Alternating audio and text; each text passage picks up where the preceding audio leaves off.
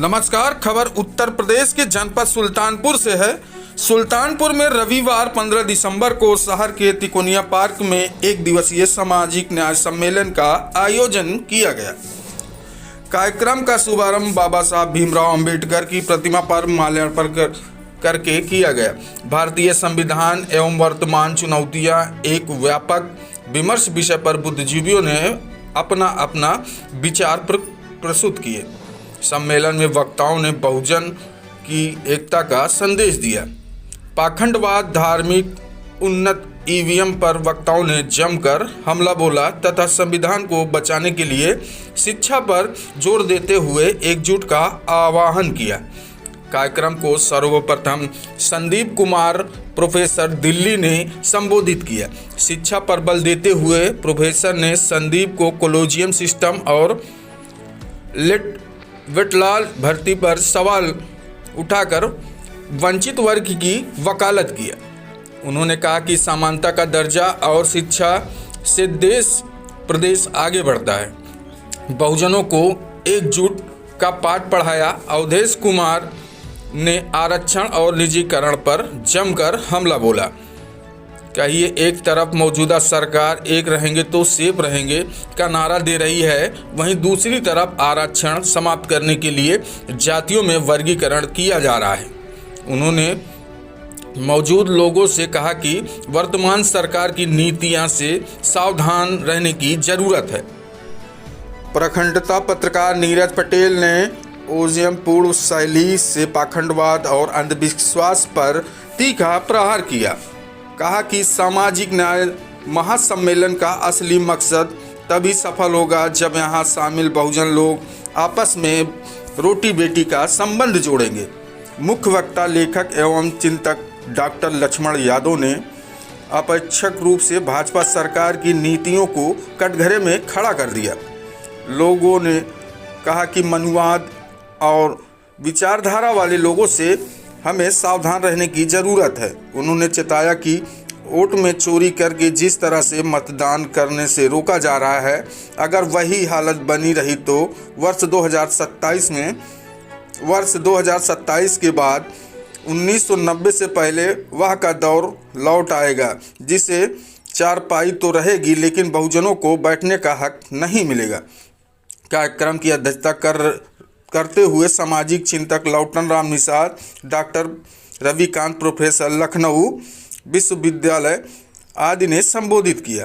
कार्यक्रम का संचालन डॉक्टर राजकरण ने किया। इस मौके पर सुनील कुमार यादव, राम मूरत मौर्य, राधेकांत यादव, सुरेश वर्मा, जीशान अहमद, ओपी चौधरी, हौसिला प्रसाद भीम, रमेश चंद्र, डॉक्टर सुभाष गौतम, डॉक्टर जय भीम बौद्ध, पूर्व विधायक सफदर रजा, किसान नेता हृदयराम वीरेंद्र सहित सैकड़ों लोग उपस्थित रहे।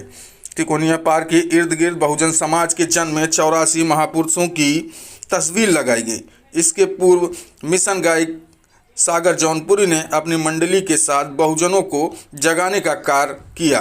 कार्यक्रम के पहुंचे लोगों को विशाल लायक संविधान की कटआउट बोर्ड पर खड़े होकर सेल्फी भी ली और बहुजन एकता क्रांति के संबंधित किताबें भी खरीदी। आइए आपको लेके चलते हैं आयोजक के पास और क्या कहता है आयोजक। जिस तरह से आज सामाजिक न्याय महासम्मेलन 2026 का प्रथम आगाज है और समापन भी हो गया शांतिपूर्वक, क्या कहना चाहेंगे? देखिए, पहले तो मैं आप सबका अभिवादन करता हूं। मैं अपने आयोजक साथियों का अभिवादन करता हूं कि सभी लोगों ने बड़ी शिद्दत के साथ इस महासम्मेलन को ऐतिहासिक बनाने में काम किया। इसका नाम सामाजिक न्याय महासम्मेलन दिया गया था। इसकी विषय वस्तु थी भारतीय संविधान वर्तमान चुनौतियां एक व्यापक विमर्श।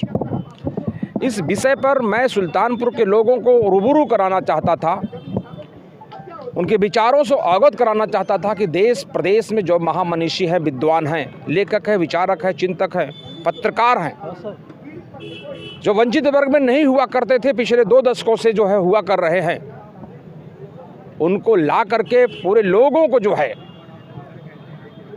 रूबरू कराया गया। वैचारिकी से साझा हुए।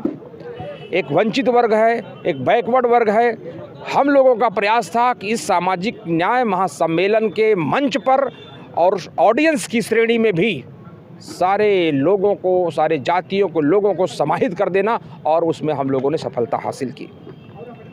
और आप जो है पत्रकार के माध्यम से आप सभी ने देखा होगा कि गजब की वैचारिकी थी, गजब का पर्सनालिटी उन लोगों की थी। जहां हम लोग सोच नहीं सकते थे उन तमाम चीज़ों को उन लोगों ने हम लोगों के सामने प्रस्तुत किया। संविधान पर वार्ता हुई, देश की आज़ादी के 74 और 75 वर्षों में संविधान कितना हमको दिया, हम उसको कितना बचाने में जो है कामयाब हुए, और उसके साथ क्या हो रहा वर्तमान परिप्रेक्ष्य में, उस पर तमाम बहसें हुई, तमाम चर्चाएं हुई। यहाँ के तमाम लोगों ने वैचारिक रूप से अपने जो है उसको जो है जोड़ा।